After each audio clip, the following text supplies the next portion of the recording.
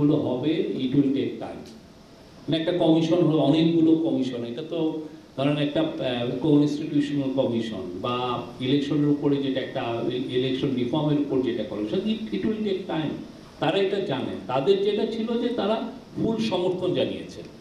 মানে টাইম ফ্রেমটা জানান, আসলে টাইমটা নির্ভর করবে হচ্ছে যে কমিশনগুলোর যে রিপোর্ট, তারপরে যে পলিটিক্যাল কনসালটেশন, তারপরে যেহেতু টাইমের বিষয়টা আসে যে ইলেকশনটা কবে হবে, আর এটা ওই আলাপে হয় না।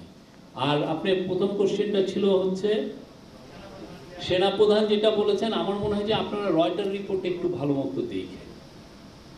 রয়টারের রিপোর্টটা ইংরেজিতে কে কে পড়েছেন?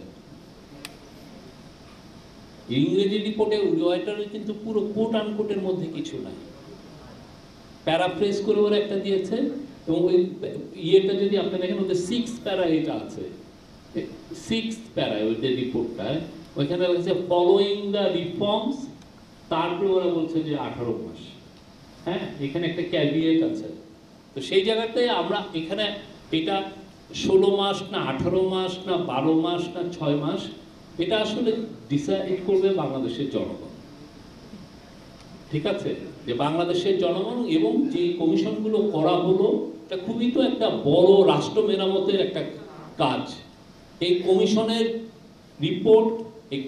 রিপোর্ট নিয়ে পলিটিক্যাল কনসালটেশন, এবং এই কনসালটেশনের পরে বাংলাদেশের জনগণ, বাংলাদেশের সোসাইটি, বাংলাদেশের সমস্ত স্টেক হোল্ডার যখন ডিসাইড করবেন যে না আমরা এই বিষয়ে ঐক্যমত্যে পৌঁছেছি, তখন আপনি ইলেকশনে একটা ইয়া হবে। এটা কবে হবে? এটা কি 16 মাস পরে হবে, নাকি 12 মাস পরে হবে, না 8 মাস পরে?